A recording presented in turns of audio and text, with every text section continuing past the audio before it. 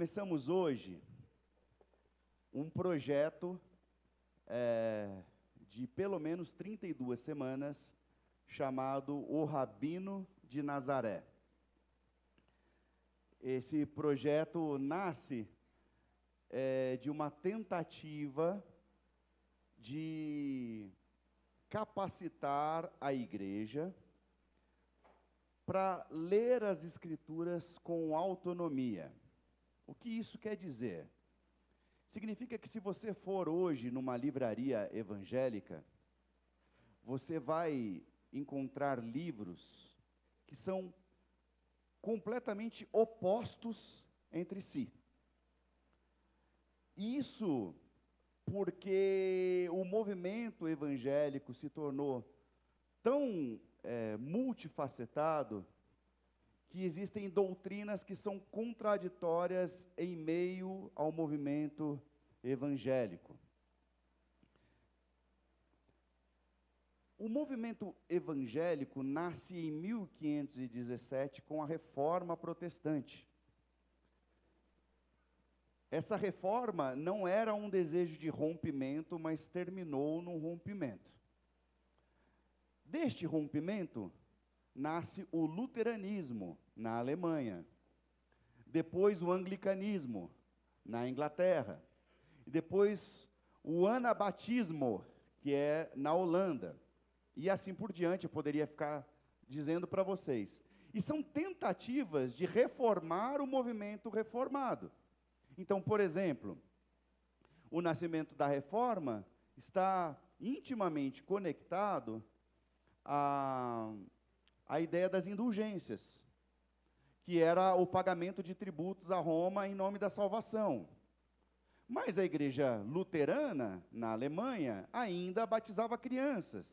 A igreja anglicana, na Inglaterra, ainda batizava crianças. E essas duas igrejas ainda estavam conectadas ao Estado. E o movimento anabatista agora se torna autônomo ao Estado e começa também pensar sobre a livre consciência, não só em relação ao Estado, mas também em relação à própria consciência individual. Então, uma criança não tem capacidade de se arrepender.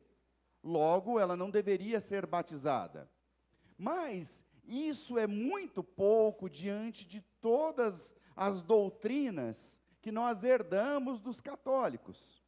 E aqui, gente, eu vou fazer menção ao catolicismo, não de forma pejorativa. Se você, por acaso, vem de tradição católica, a ideia aqui não é ser pejorativo, é fazer um resgate histórico, tá bem? Então, esse movimento pós-reforma continua se reformando, e chegou um momento que se tornou uma grande confusão.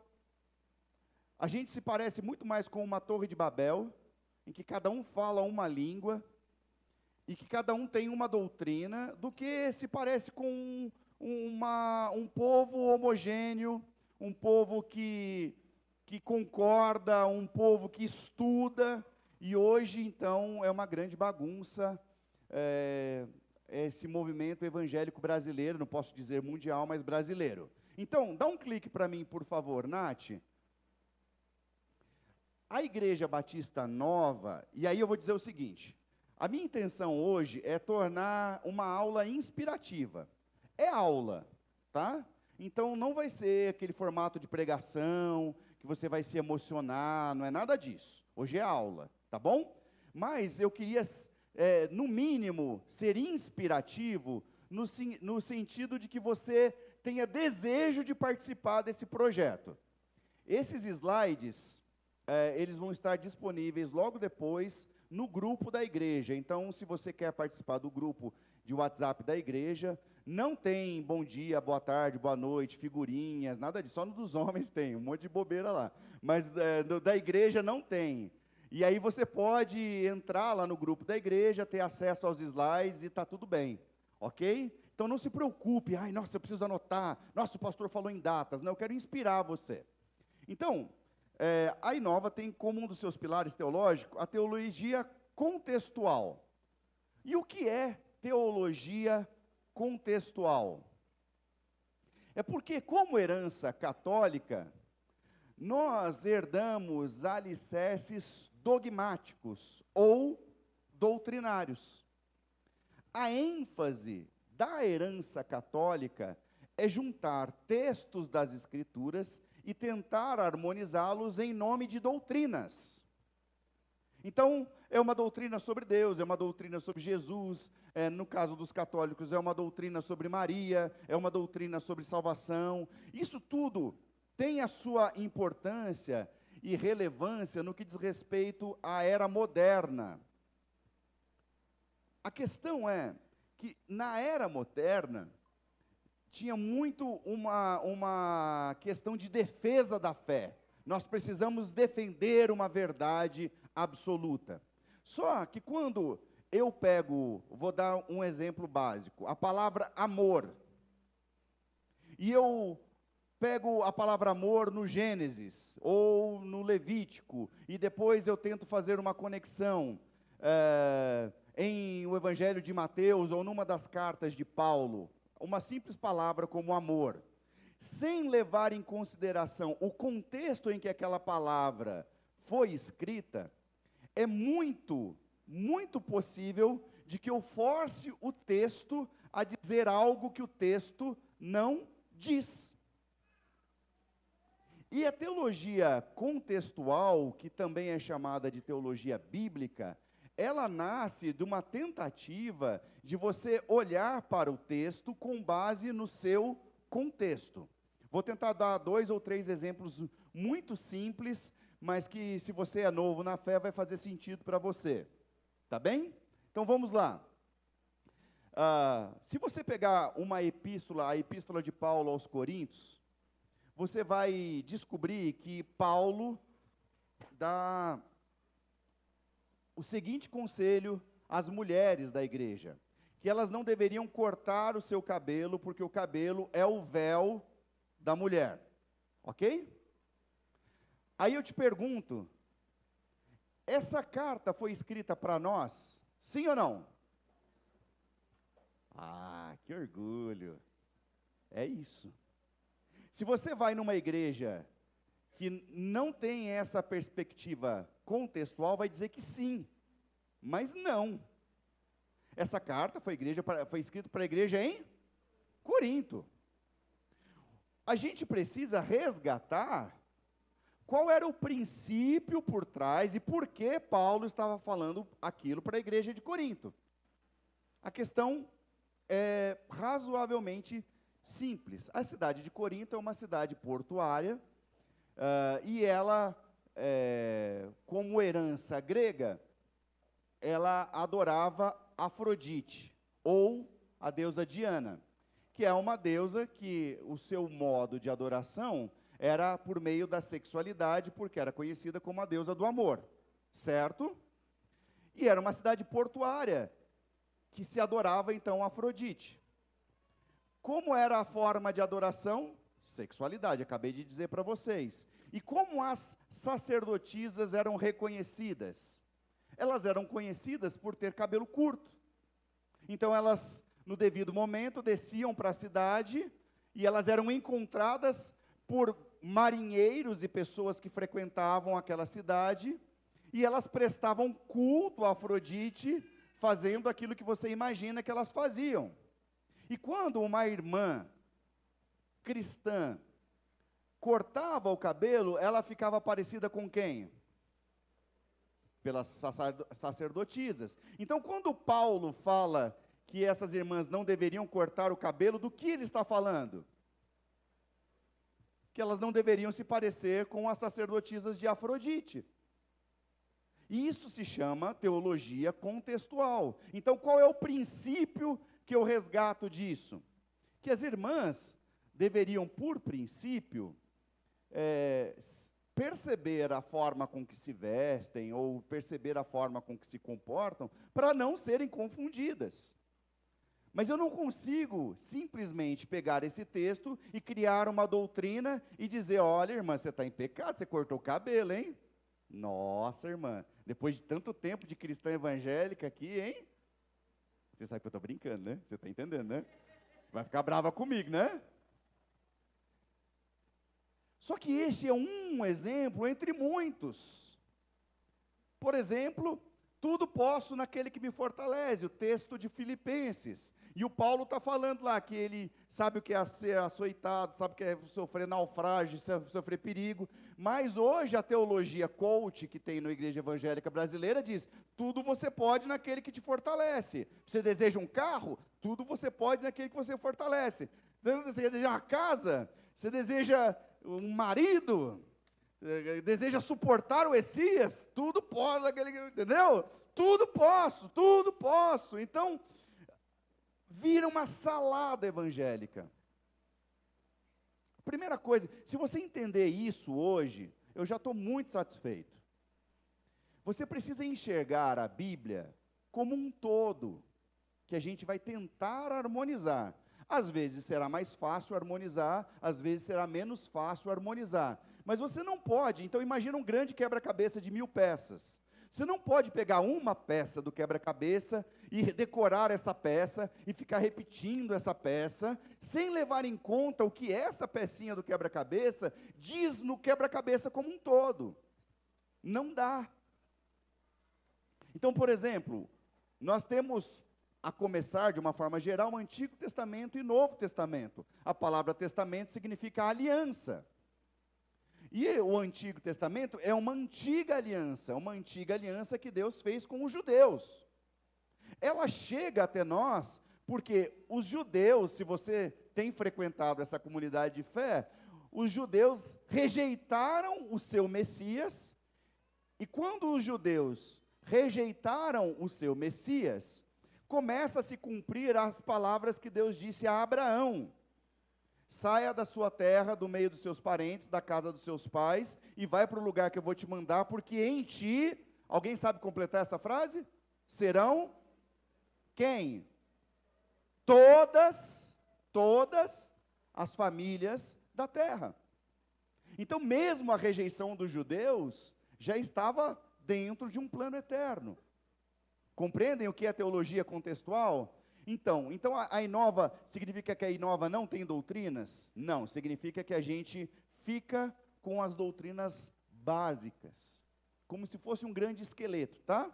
Sobre quem Jesus é, quem Deus é, quem o Espírito Santo é, quem é a igreja, aquilo que você aprende nas aulas de batismo. E se você não teve as aulas de batismo, seria muito legal que você compreendesse. Agora, de restante, você era acostumado a fazer a seguinte pergunta para o pastor: pastor, pode beber cerveja? Já ouviu essa pergunta? Que o Espírito Santo fale com você. Você vai lá para a Bíblia, você vai tentar estudar qual era a relação que os judeus tinham com o vinho, se o vinho era alcoólico ou não era alcoólico. Você pode vir perguntar para mim, e depois que o Espírito Santo vai dizer para você. Pastor, pode ir na balada? Sabe o que eu percebi, irmãos, no decorrer do tempo? Que eu não estou falando que pode e nem que não pode, tá? Mas que os pais transferiam a responsabilidade para o pastor. E aí o pastor fica o malvado e você fica com cara de bonzinho. Então você, Cias, você ensina essa menina aí. Mas você é o sacerdote do seu lar. Não vem ema, tá bom? Você não venha transferir isso para mim. Vocês estão entendendo? Onde mora a grande questão? E aí o pastor se torna um legislador. A igreja não é legisladora. Se você é de origem batista, você vai aprender que um dos pilares batistas se chama livre consciência. Livre consciência significa dizer que você precisa ser plenamente apto para interpretar as Escrituras. Então, já quero te adiantar que essa igreja não é lugar para gente preguiçosa. Se você quer fazer parte dessa comunidade, você vai ter que investir tempo. E hoje tem tantos lugares para a gente estudar, gente. Tá? Eu tenho dificuldade com leitura. Então, Dá uma busca no Google, vai no YouTube, vai no ChatGPT, sei lá onde você vai. Mas não dá para a gente ler cada dia um versículo separado do capítulo da Bíblia, separado do seu contexto, e continuar se dizendo evangélico, porque você, por exemplo, pastor, eu amei que o senhor falou no domingo, nossa, que palavra maravilhosa. Inclusive o pastor R.R. Soares, eu falo, opa, se você me entendeu, você não entendeu o R.R. Soares. Ou se você entendeu o R.R. Soares, você não me entendeu. Porque apesar da grande mídia colocar-nos na grande igreja evangélica, eu diria para você que é mais fácil eu concordar com os católicos do que com o R.R. Soares, tá bom? Eu tenho mais ponto de contato com a igreja católica, não estou dizendo que eu concordo com os católicos, estou dizendo assim, que é tão fora da curva. Ah, inclusive o Edir Macedo na pregação dele, opa, peraí, você não está entendendo. A própria violência do Silas Malafaia, meus irmãos, que se diz pastor evangélico e que eu tenho pouquíssima identificação. Daí você fala assim, não pastor, que palavra maravilhosa, inclusive o Silas Malafaia, opa, peraí. Não, acho que você não está entendendo, entendeu? Ou você está entendendo um, ou você está entendendo o outro. Agora, você tem a oportunidade, nesse projeto, de começar uma busca intensa para alicerçar a sua fé. Porque os primeiros cristãos eram chamados cristãos porque eles se pareciam tanto com o Cristo, que eles foram chamados de cristãos. Então isso é muito importante, que a gente saiba, tá? Nós, nessa comunidade de fé, nós não temos gurus, tá bom? Eu sou plenamente responsável pelo que eu falo desse microfone. Eu não tenho guru algum, tá bom? Tenho referências? Claro, vou citar as minhas referências, inclusive no curso você terá muitas referências de material bibliográfico, mas eu me responsabilizo pelo que eu digo, eu não me responsabilizo pelo que os outros pastores dizem, tá bom? Dentro desse processo de entender os contextos, é essencial relembrar que Jesus, o nosso Messias, lembrando que a palavra Cristo não é sobrenome de Jesus, se a gente fosse pensar a nível de sobrenome, Paulo de Tarso, era Paulo que tinha nascido na cidade de Tarso, por isso Paulo de Tarso. Se eu fosse pensar a nível de sobrenome, como era na antiguidade, eu chamaria Jesus de Nazaré. Agora, Cristo já é um título messiânico. Quando você fala Jesus Cristo, você está falando Jesus, o Messias, ou, literalmente, Jesus, o ungido. É essencial relembrar que Jesus, o Messias, foi também um rabino judeu. E aí mora um problemaço. Por quê? Porque você não entende o que é judaísmo. Você não sabe o que é semitismo ou antissemitismo. Você não sabe o que é tribo do norte e tribo do sul. Você não sabe o que é samaritano. Você não sabe o que é fariseu. Você não sabe o que é saduceu. Porque é o seguinte, você está lendo a Bíblia num contexto histórico, e aí lá no Antigo Testamento, você está lendo as palavras de Jeremias, lendo as palavras de Isaías, o povo sendo escravizado, as palavras de Daniel. Aí, de repente, você chega em Novo Testamento, e aí tem um monte de termo que você não entende, e eu vou tentar dar uma palavra sobre isso. Você tem um monte de grupos que estão discutindo, você tem um tal de Herodes, você não sabe nem quem é o Herodes que está matando as criancinhas, e aí como que você vai interpretar aquilo? Aí você vai meio que tateando, aí você faz uma interpretação rápida, e você já vira doutrina para você, e você já sai atropelando tudo. Então, eu não estou preocupado hoje de você sair aqui grande conhecedor, mas eu queria te inspirar a participar dos grupos que a gente está propondo de estudo nessa comunidade de fé. Tá bom? Mais um clique, por favor. Então, quais são os nossos primeiros objetivos?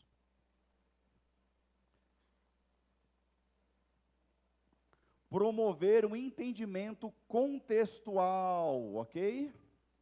Preciso que você, então, comece, todas as vezes que você for ler um texto bíblico, que você procure o contexto. Exercício simples.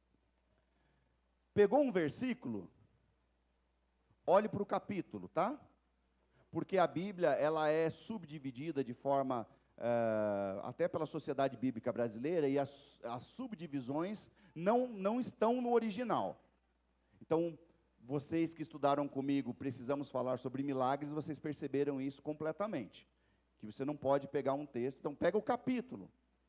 No mínimo, olhe o que vem no capítulo anterior e depois o que vem no capítulo posterior. Você precisa fazer isso. Depois, pense em qual livro está. A palavra Bíblia vem de biblos, a mesma palavra que deu origem à palavra biblioteca. Então, na verdade, a sua Bíblia não é um livro. A sua Bíblia é uma coleção de muitos livros. E nessa coleção de muitos livros, existem também estilos literários. Por exemplo, o livro de Salmos é um livro poético. Ele não é um livro doutrinário, não é um livro que a gente usa para fazer doutrina, apesar de o movimento evangélico tentar fazer doutrina de livros de Salmos. Vou dar um exemplo. O menino lá do J Quest, que eu não sei o nome dele, uma vez cantou assim: quero um amor maior que eu. Ok? Eu. Ele tem um, né? E eu. Eu tenho 1,80 m. Então significa que um amor maior que eu precisa ter mais de 1,80 m? Só que quando você faz doutrina do livro dos Salmos, é isso que você está fazendo. Porque o livro de Salmos é poético, é metafórico.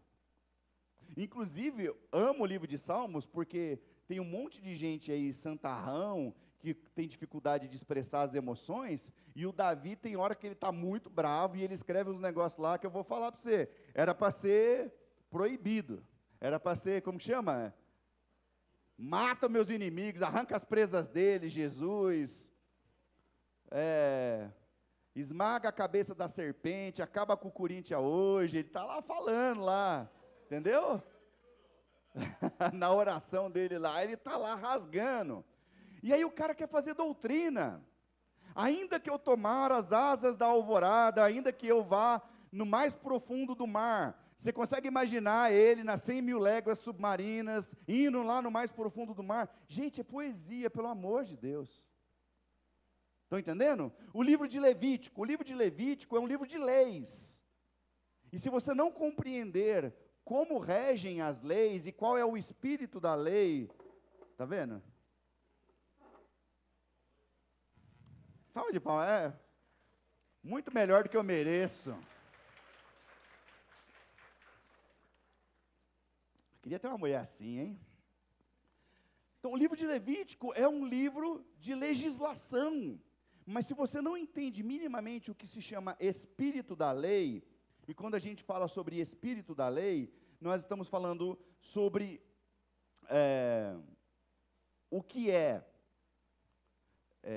aquilo que está escrito e a intenção por trás daquilo que está escrito. Inclusive, no direito romano, que é o direito que permeia a nossa sociedade atual, existe o espírito da lei.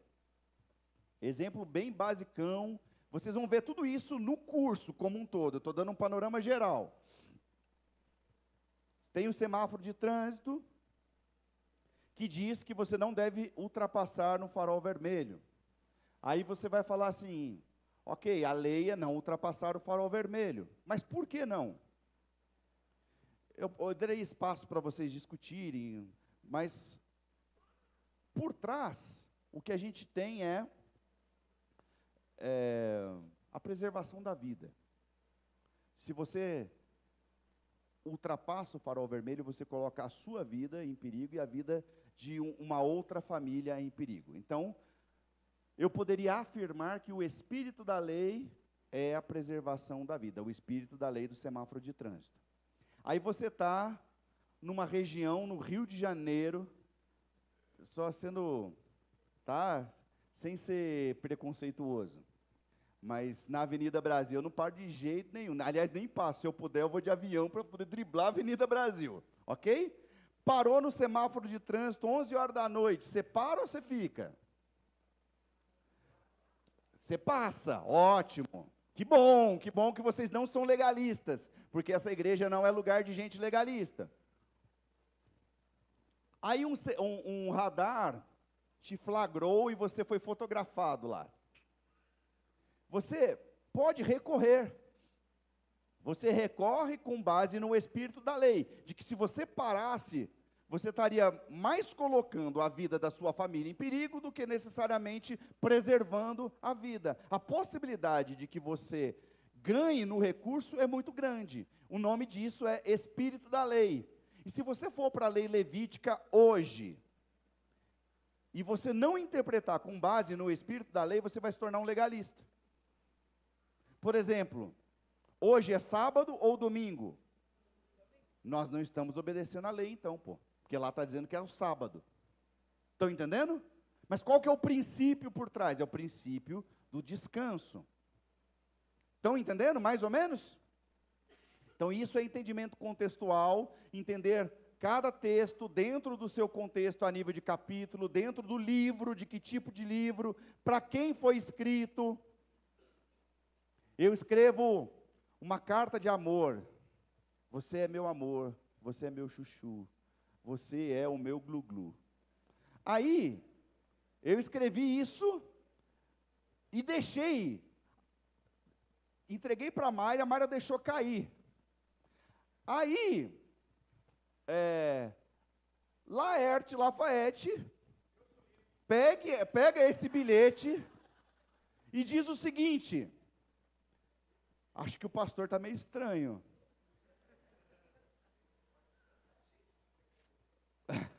Fora do contexto, completamente, meus irmãos. Eu escrevi para a Mayra. Então, se o Paulo escreveu para a igreja do Corinto, você não pode pegar. Você vê que as coisas pior que tem no Novo Testamento é Corinto, tá? 1º e 2º Corinto é uma atrapalhada, né, geral. Mas eu não posso pegar lá como se eu tivesse escrito eu não escrevi para o Lafayette, eu escrevi para minha esposa. Aí você pega o livro e sai interpretando como, não, porque a Bíblia foi escrita para nós. Não, ela chega para nós como um livro autêntico, inspirado, mas ele não foi escrito para nós. O Antigo Testamento foi escrito para o povo de Israel, o Pentateuco especificamente. E foi escrito por quem? Foi escrito por Deus. Tá, não foi escrito por Deus, foi inspirado por Deus, mas foi escrito por Moisés. Ok? O Pentateuco. Então, essas questões básicas a gente precisa trabalhar. Identidade judaica, por exemplo, eu coloquei lá um videozinho essa semana, em que a mulher do fluxo de sangue, ela é curada. Tá bom? Tá lá no The Chosen. Ela toca nas franjas das vestes de Jesus. E aí a gente fala, nossa, que legal, tudo, mas a gente não entende qual é essas franjas que ela toca. Ela toca numa franja das vestes de Jesus, chamada, eu tenho dificuldade na pronúncia, tá? Tzitz, ok?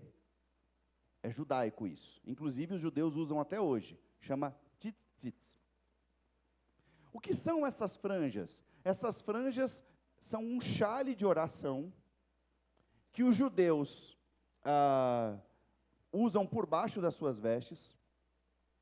A palavra tzitz, ela tem um referencial numérico, porque nas letras judaicas você tem números e letras equivalentes. Então, ela pode significar tanto uma letra quanto um número. Então, a palavra tzitz em si tem um valor numérico de 600. Ok? O Google está participando ativamente da nossa aula de hoje. Ok?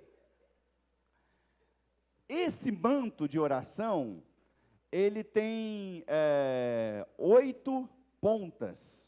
E tem 5, cada das pontas tem 5 dobras.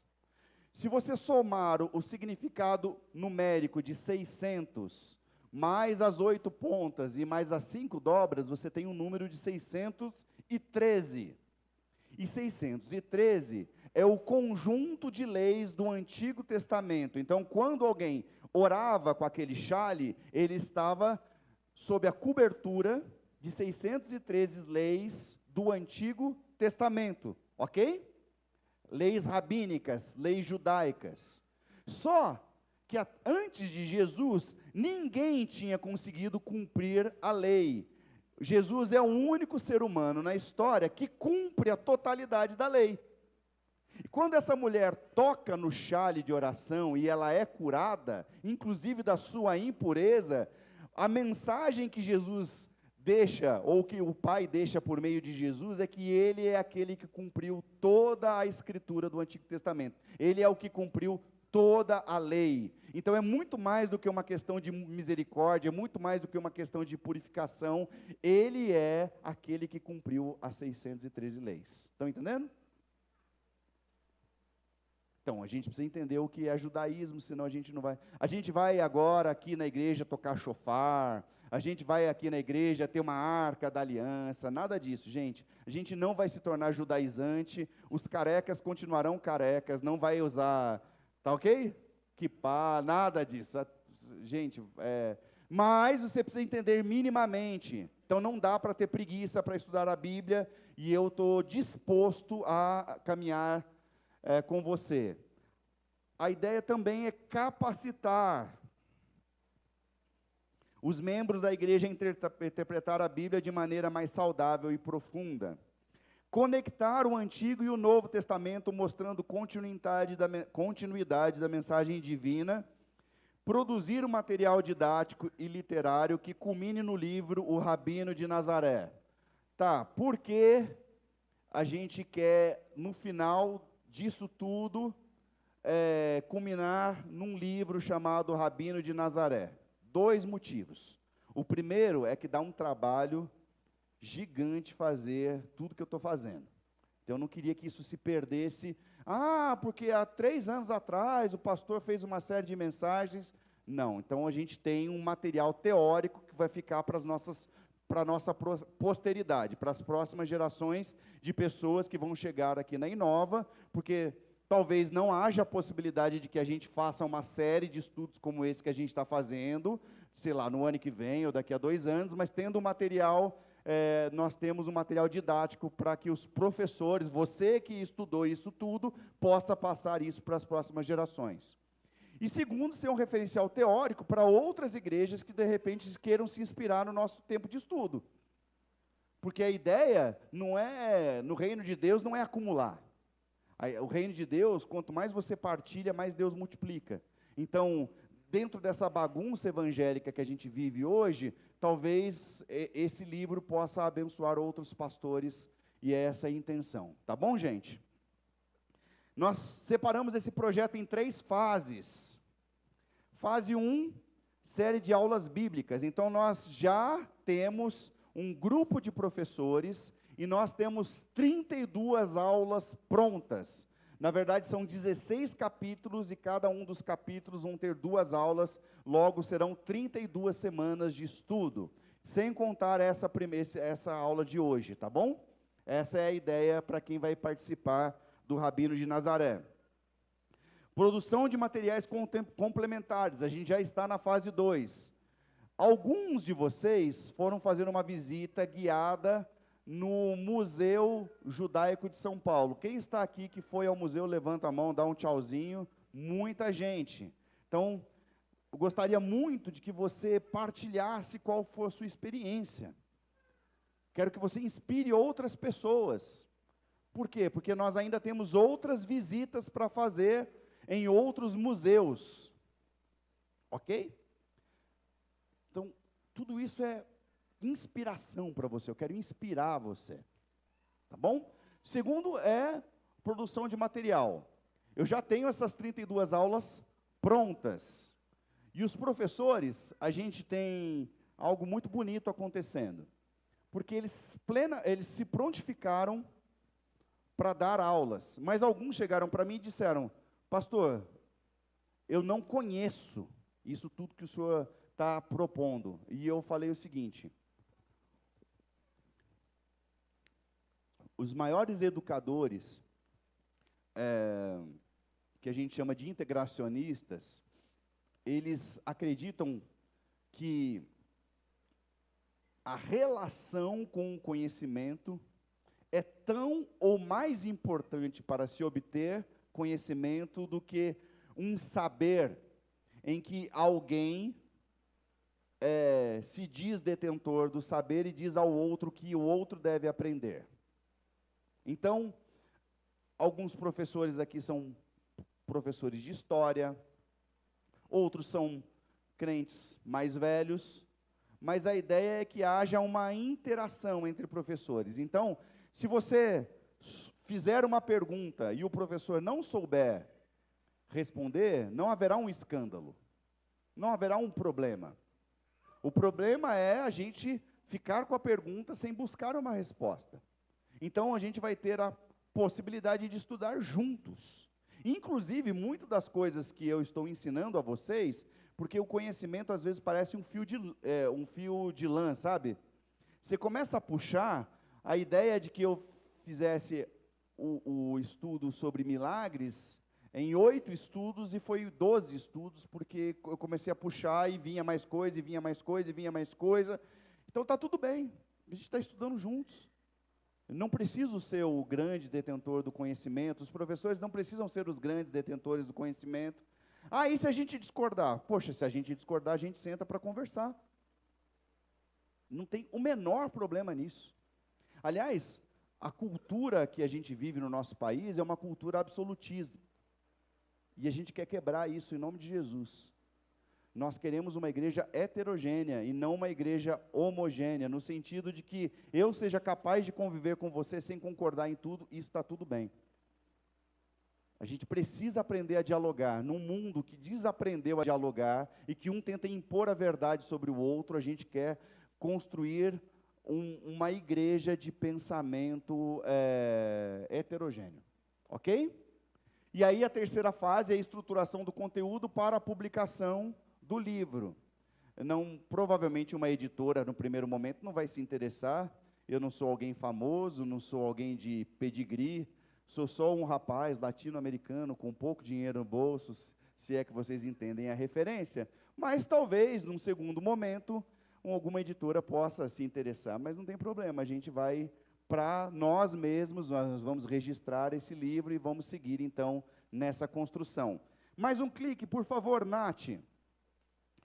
E aí, eu queria dar uma breve introdução sobre o que é, então, o Rabino de Nazaré. Por que esse nome? O que é ser um judeu?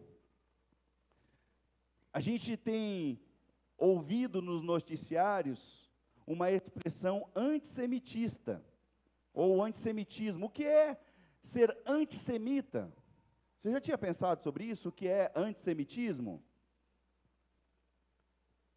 Tem gente dando opinião, também não vou fazer menção aqui nem de um lado ou nem de outro, mas tem gente dando opinião sobre o conflito na Palestina sem saber o que é antissemitismo, sem saber o que é ser um judeu, sem saber a diferença entre o que é ser judeu e o que é ser hebreu. Mas o cara assiste um reel de 1 minuto e meio e ele já acha que ele tem capacidade de dar opinião nas redes sociais sobre todo e qualquer assunto, ele já sabe absolutamente tudo sobre aquele assunto. Se você é um desses, que Deus tenha misericórdia da sua vida, até meu lado católico, Augusto aqui, sabe? Para com isso, gente. Por que você tem que falar sobre tudo? Às vezes o silêncio é melhor do que falar alguma coisa quando você não tem conhecimento. A igreja, a rede social está cheia de gente que dá conhecimento raso sobre tudo. Tá bom? Então, na falta do que falar, não diga nada. Ó, tá bom? Então, a palavra semita está lá em Gênesis capítulo 10, 21 a 31. Você não precisa anotar, porque vai chegar lá. Mas diz respeito aos descendentes de Noé com base em Sem. 3 filhos de Noé, Sem, Cão e Jafé. Cão não é com cedilha, tá? Não tem ninguém que dê origem ao... Eu estou pisando aqui, eu falei, cara, será que eu pisei num chiclete? Não, é que o meu cadarço está semi-desamarrado e eu estou pisando no próprio cadarço. Agora eu descobri de onde vem o meu incômodo. Desses 3, tem uma discussão pós-dilúvio, e o Sem passa ileso, e nessa discussão ele não é amaldiçoado, e ele dá origem, por exemplo, à raiz abraâmica. E quem foi Abraão?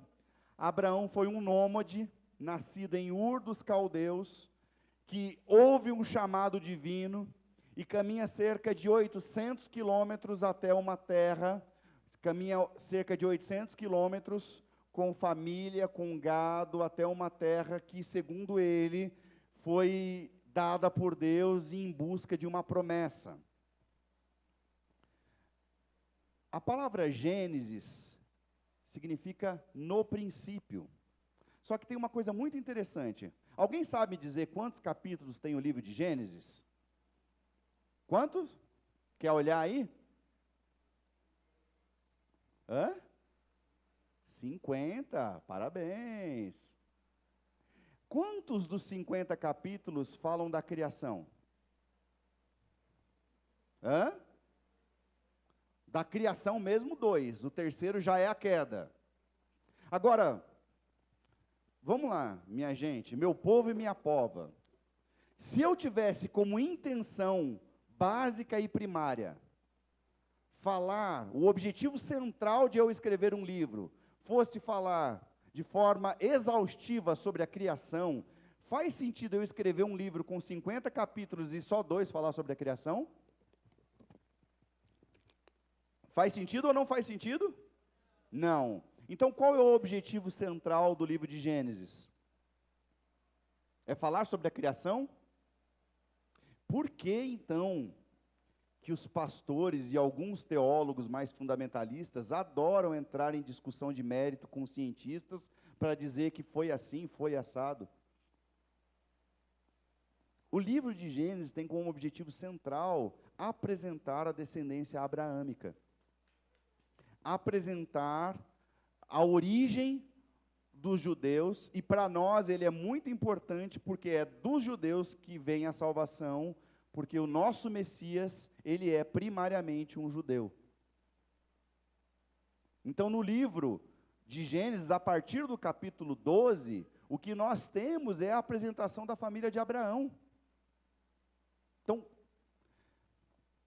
4/5 do livro de Gênesis apresenta a família de Abraão. E aí você vai querer ficar discutindo ali 2 capítulos. Quero dar um outro exemplo básico sobre isso. Meu filho, Joãozinho, tem 6 anos, ok? A andropausa está pegando aí no meu irmão, né? Deu um calorão aí. Tem 6 anos. Se eu quisesse explicar para o meu filho de 6 anos sobre a origem do ser humano, você acha que o melhor caminho seria eu apresentar as células e o processo de multiplicação das células? Seria viável eu falar sobre genoma? Seria viável eu falar sobre Big Bang, explosões? Seria viável, gente? Então você precisa respeitar a linguagem, a estrutura que está por trás de livros antigos de 4, 5 mil anos de história, meus irmãos. Por exemplo, tadinho, levou um tombão aí. Oh, se eu tivesse um pai desse também choraria.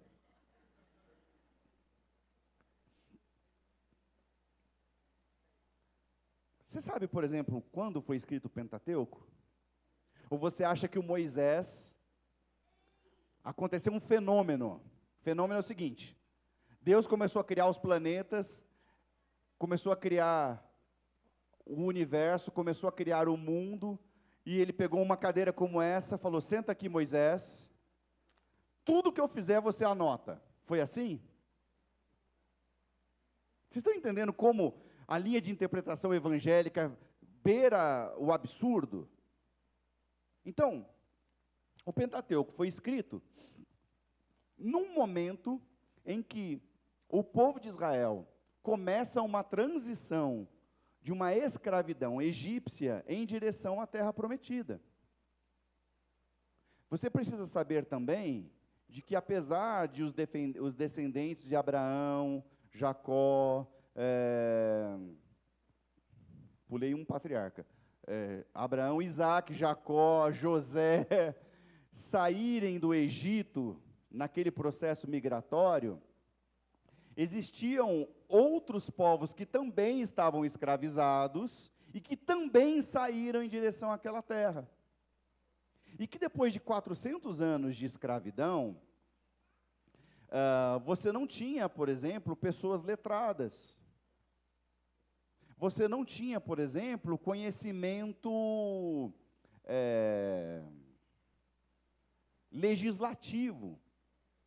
E que o Pentateuco serve como referência de construção de uma identidade nacional.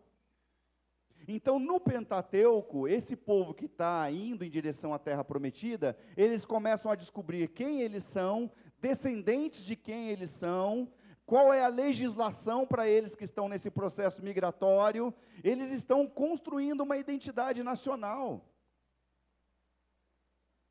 E para o judeu, por exemplo, essa questão da genealogia é muito importante. Por isso que, se você abrir no capítulo 1 de Mateus, antes de Mateus começar a falar sobre Jesus nas várias dimensões, ele começa com a genealogia. Por isso que no Evangelho de Lucas tem genealogia, para mostrar que Jesus é este que é da descendência de Abraão, Isaac, Jacó, ou de Sem, ou de quem você quer. Estão entendendo? Então, é sobre isso que nós vamos estudar. A palavra semita, designação linguística étnica que inclui vários povos, como os hebreus, árabes e assírios. Hebreu, termo usado para descrever os descendentes de Abraão, Isaac e Jacó, pode derivar de ivre, que significa passar além. Por quê? Porque eles eram nômades, indicando um povo nômade. Olha, estava escrito aí. Judeu, inicialmente o termo se referia aos habitantes do reino de Judá, mas após o exílio babilônico de 586 a.C., passou a englobar todos os israelitas que preservaram a fé mosaica. A divisão entre o reino do norte e o reino do sul. Eu coloquei isso aqui, e isso aqui já vai estar fixado em algum lugar da nossa comunidade de fé, e esse é o primeiro de muitos lembretes que nós vamos ter. Por quê? Porque a Bíblia nos ensina que é muito importante que coisas que a gente precisa memorizar estejam fixadas em lugares para a gente aprender. Então, agora, nesse momento, eu poderia ter esse mapa colocado lá, na tela, mas eu preferi imprimir para que você veja, e depois dessa aula, vai estar fixado em algum lugar da igreja, vão ter outros mapas, vão ter outros símbolos, que você vai poder ir lá, visitar e falar assim, aqui é isso, aqui é aquilo, e assim por diante, tá bom? Então, quando a gente falou sobre material didático, é sobre isso que nós estamos falando. Então, aqui é a divisão do Reino do Norte e do Reino do Sul. Vamos lá. Deixa eu tentar explicar isso para vocês de forma pedagógica.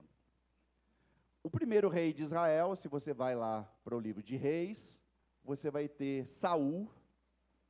Saul se torna um rei orgulhoso e ele é rejeitado por Deus.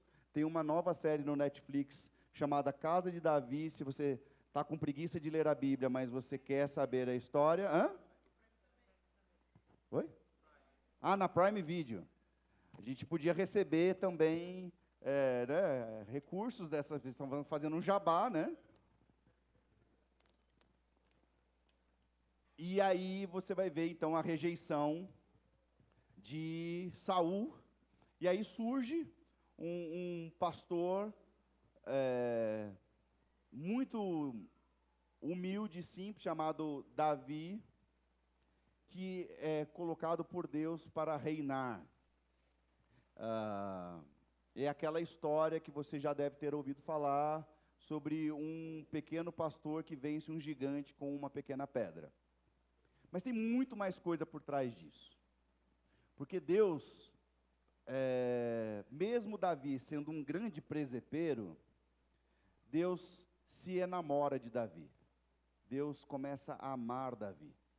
E aqui, para mim, já tem uma lição gigante, que é a tônica da nossa comunidade. Porque nós temos dois tipos de evangélicos no Brasil. Alguns que são fundamentalistas e legalistas, e alguns que são da teologia da graça e da misericórdia. Davi foi um grande presepeiro, meus irmãos. Dentre as grandes presepadas de Davi, ele se enamora pela mulher do próximo, mata o próximo e fica com a mulher dele. Tá bom? Só que Davi tinha uma coisa que Saul não tinha. Ele tinha um coração pronto a se arrepender, e ele tinha um coração humilde. E a Bíblia fala que Deus resiste aos soberbos e dá graça aos humildes. Então, eu tenho muita dificuldade quando alguém aponta para o outro e diz: você está em pecado. Porque se eu fosse perguntar aqui a alguém que está em pecado, eu diria que eu estou em pecado. Porque a Bíblia ensina que em pecado me concebeu minha mãe. Então, eu estou agora sob a graça de Deus, mas eu fui concebido em pecado. Estão entendendo? E aí, cada um de nós tem a sua fragilidade. Isso é liberdade para que a gente possa sair pecando por aí, afinal de contas nós estamos em pecado? Claro que não, meus irmãos. Só significa que o texto em que Jesus nos ensina que antes de eu tentar tirar o cisco do olho do Petros, eu deveria olhar para a trave que está no meu olho, deveria voltar a ser aplicado na igreja. Porque todos nós temos as nossas áreas sensíveis. Todos nós. Cada um em uma área. E todos nós, se a igreja ela é nivelada por baixo e não por cima. Porque Jesus, quando está ensinando aos publicanos, às prostitutas e aos pecadores, e ele é acusado, Jesus diz o seguinte: olha, eu vim para os doentes. Quem já se acha são não precisa de médico. Então, igreja é lugar de gente doente, a começar do seu pastor. Nunca me coloquei como alguém acima da carne seca. Muito pelo contrário. Por isso, inclusive, quando alguém em amor me exorta, eu aceito. Mas quando você começa com essa coisa de maledicência, de falar mal do próximo, você deveria queimar a língua, não só do seu pastor ou de qualquer outra pessoa. Porque quando você começa a falar mal de outra pessoa, você não percebe que, como diria a minha antiga mãe, que quando você tem, como que é? Ixi, esqueci o ditado popular. Quando você aponta um dedo, tem outros 4 voltados para você, não é isso? Então, maledicência evangélica é o pior pecado que tem. Ah, mas essa irmã, mas o Leandro, se você conhece esse de fato, você sabia quem ele era. Mas o Essias. Aí sabe qual é o pecado que a gente comete? O pecado de Saul. Entenderam? A gente voltou, parou a gente voltou para o pecado de Saul, a gente deixou de ter o coração de Davi. Estão entendendo? O que não significa que quando um irmão esteja em falta em algo, que a gente não possa, em amor, ir até ele. Mas essa coisa da acusação, do julgamento, que seja anátema na Igreja Batista Nova, está entendendo? Que seja maldito. Esse negócio aí não vem de Deus, eu posso afirmar em gênero, número e grau, sem medo de errar. E eu acho muito interessante todo o movimento que a gente está vivendo hoje para a gente reaprender isso. Tá bom? Aquele que está de pé, Tome cuidado para não cair. Para de olhar para a vida das outras pessoas e de acusar as outras pessoas. Tem até quem torça para o Corinthians e seja aceito aqui entre nós.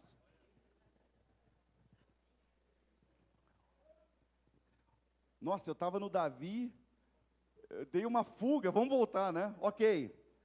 Um dos filhos de Davi é Salomão, inclusive é filho do adultério, que é muito interessante você pensar sobre isso.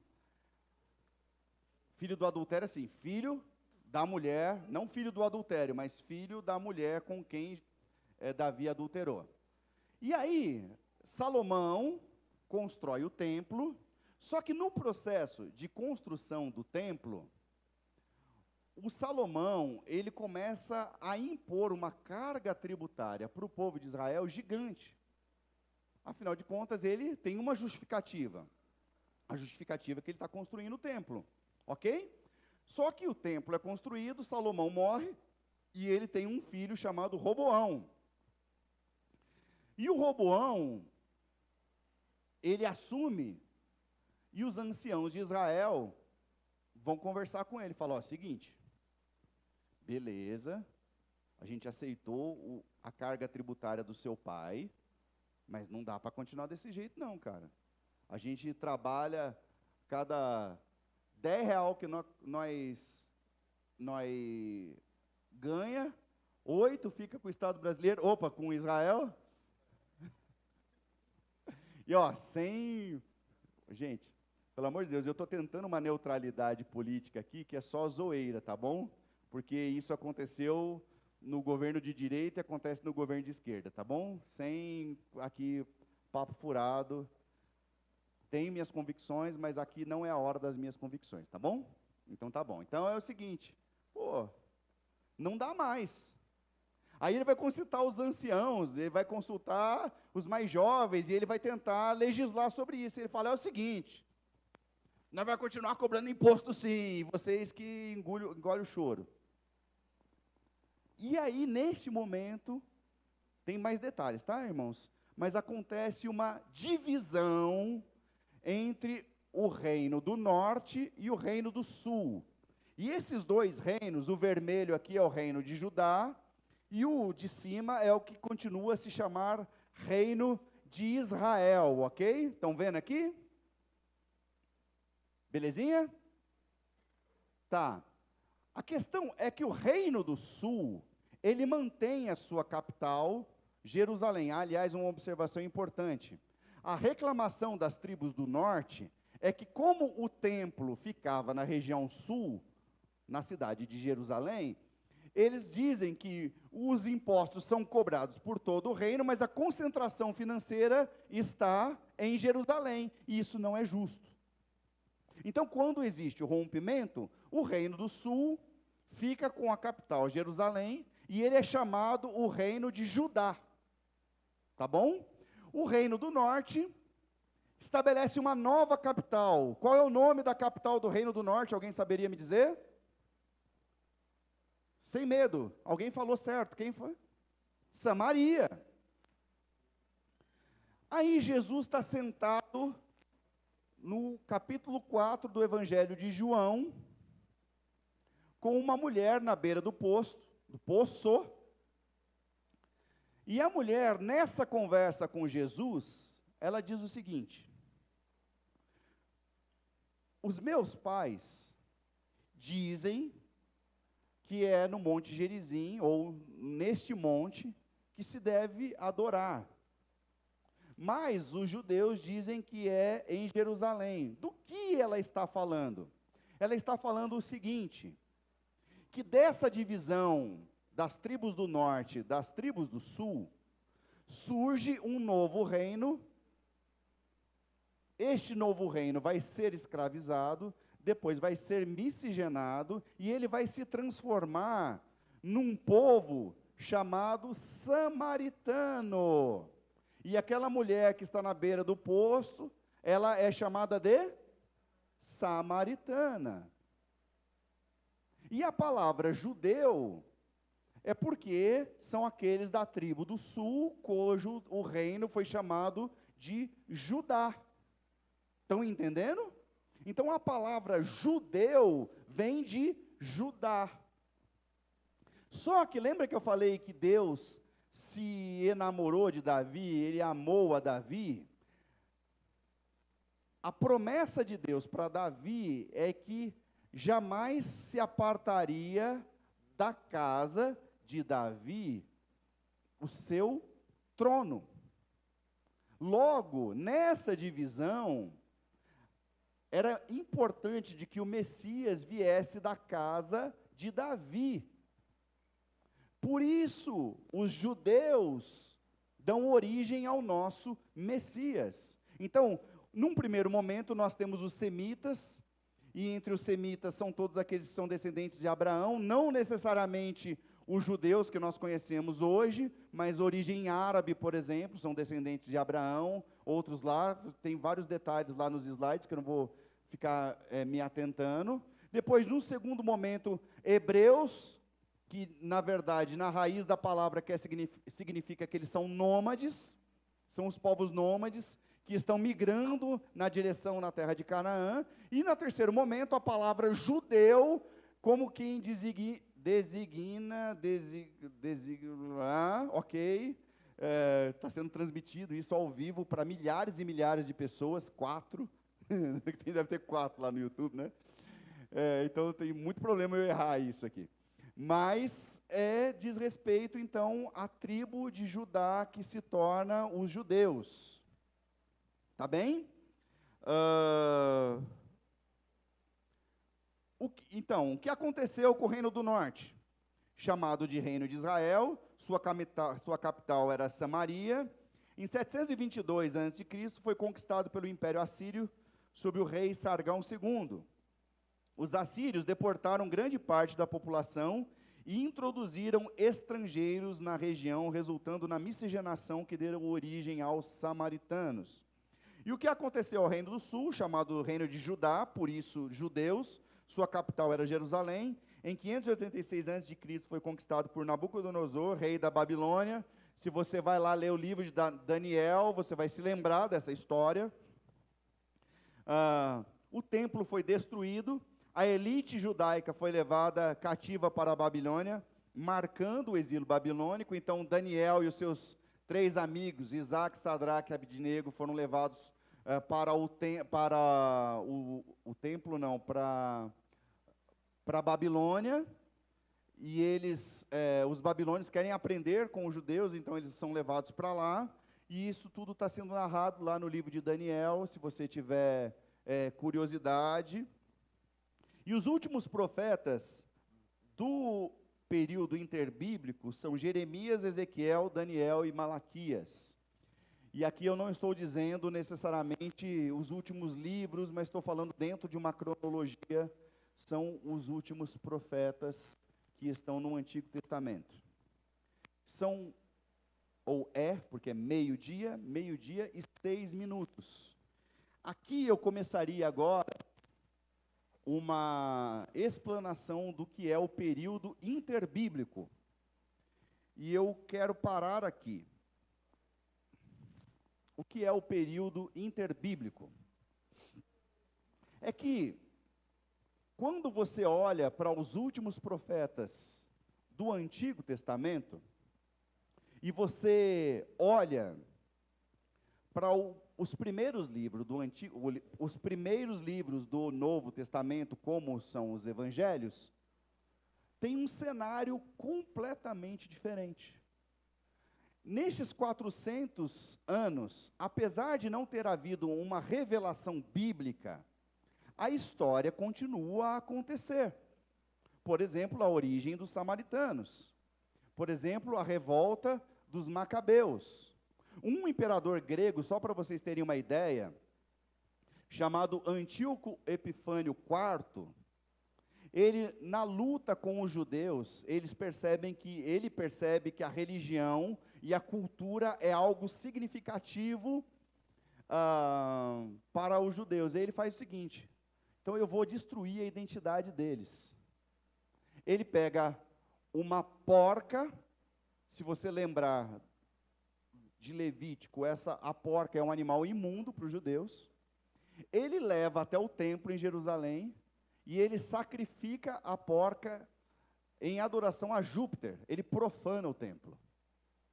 E a partir dali existe uma grande revolta chamada a Revolta dos Macabeus. Então, nesses 400 anos, os fariseus, os saduceus, os essênios, os doutores da lei, eles estão todos marcados pelo período interbíblico, e você só vai entender se você estudar história. Se você não estudar história, você não sabe nada do que está sendo falado, você não vai entender nenhum desses personagens, você vai ouvir a mulher samaritana, você vai ficar com a única observação que tem lá no texto de João 4, porque os judeus não se dão com os samaritanos, mas você não entende absolutamente nada. Ok? Gente, a nossa igreja tem uma característica que é a informalidade, tá? Então, eu estava preparado para na próxima semana começar uma série de mensagens com 8 mensagens que se chamaria a oração do Pai Nosso.